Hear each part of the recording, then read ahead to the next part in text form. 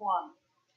Okay, let's share some example problems so that you will have these in your notebook. You're going to follow along with this video and then glue this into your notebook. So I've got also the inside of the foldable I took a picture of. Yours has the little flappies that come over the top. This is just the inside that I'll refer to. Okay. In this class, when we do math questions, we are going to go through the guess method. Guess. G givens, U unknown, E equation, S substitution, S solve. Okay, so I'm going to walk you through this method. Let me get my pen. All right, example 1 says, how many moles? Already have something that this question is asking me for. How many moles? So I'm going to go in and underline that word. Of carbon dioxide gas would be held in a 78-liter vat. I'm going to circle that because it's a number with a unit. At a pressure of 2.4 atms, that's for atmospheres, I'm going to circle that too, and a temperature of 305 Kelvin. Circle that also. So I've underlined what my question is asking for, and I've circled any numbers it gives me. Okay?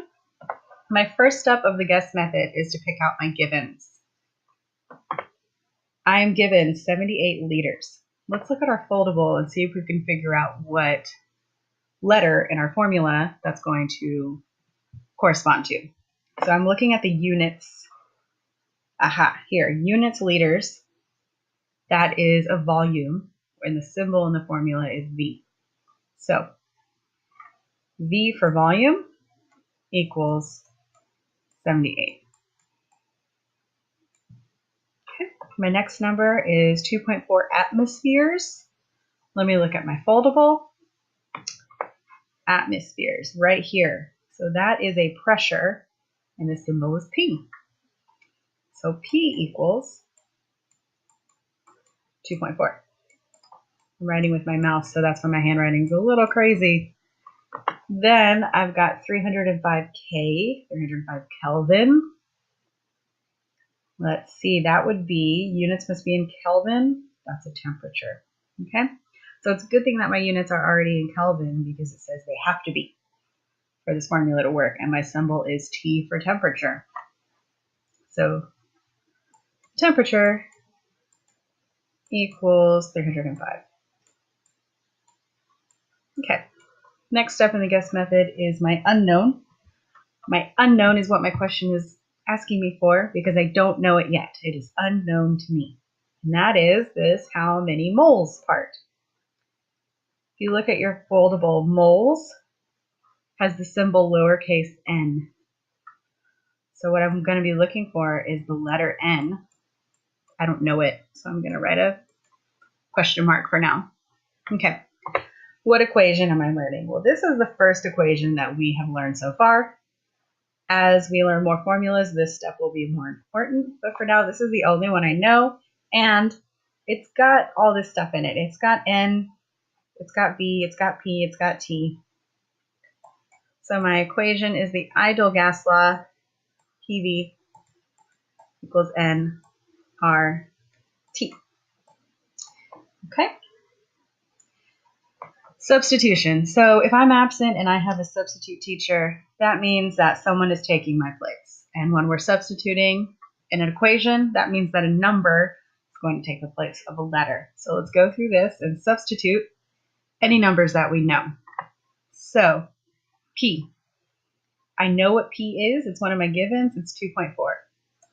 When you're substituting, it's always good to write these numbers in parentheses. We'll keep things nice and neat. Okay, so 2.4, V. Do I know what V is? Yeah, it's a given, it's 78. Okay. The next thing in my equation is an equal sign. And then it is the letter N. N, I don't know what it is. I want to know what it is. That's going to be the point of solving this equation. So I need a placeholder here. You could put a question mark. You could put an X. I'm just going to put the same letter, N. That's what I'm going to solve for. Next, I've got R. Now, R is not a given, and it's not an unknown. Let's look at our foldable real quick.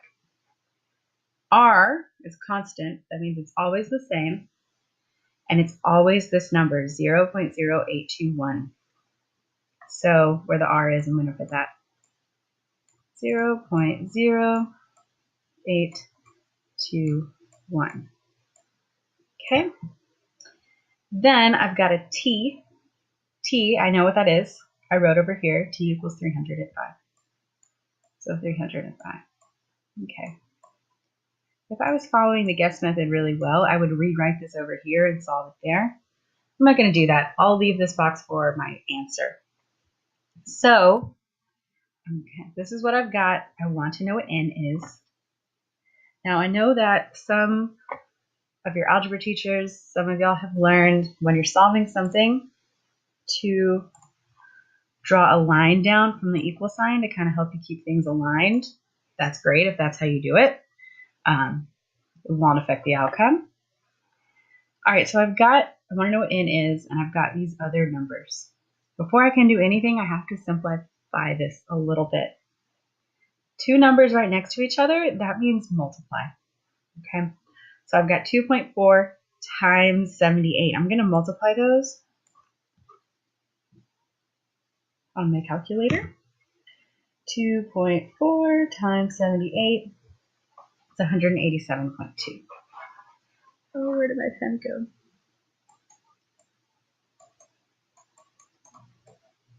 Okay. The next thing I've got here is an equal sign. I'm going to carry that down. I've got the n. I'm going to carry that down. And then I've got two numbers again. Two numbers right next to each other means multiply. So I'm going to multiply those. I'm going to put 0.0821 times 305. That's going to give me kind of a longish number. I'm going to write it all here, though. It gives me 25.0405. Okay.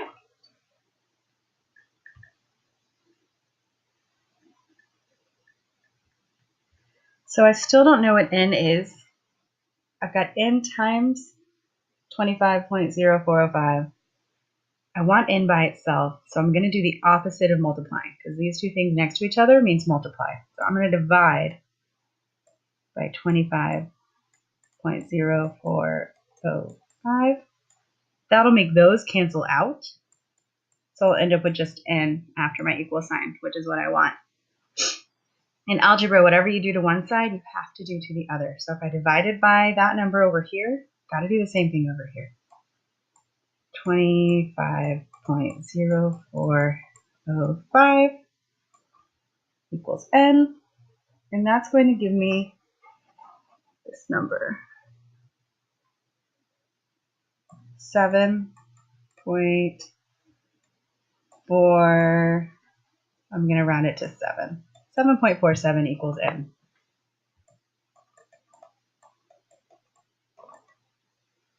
And since it's n, my unit is moles. That's my answer.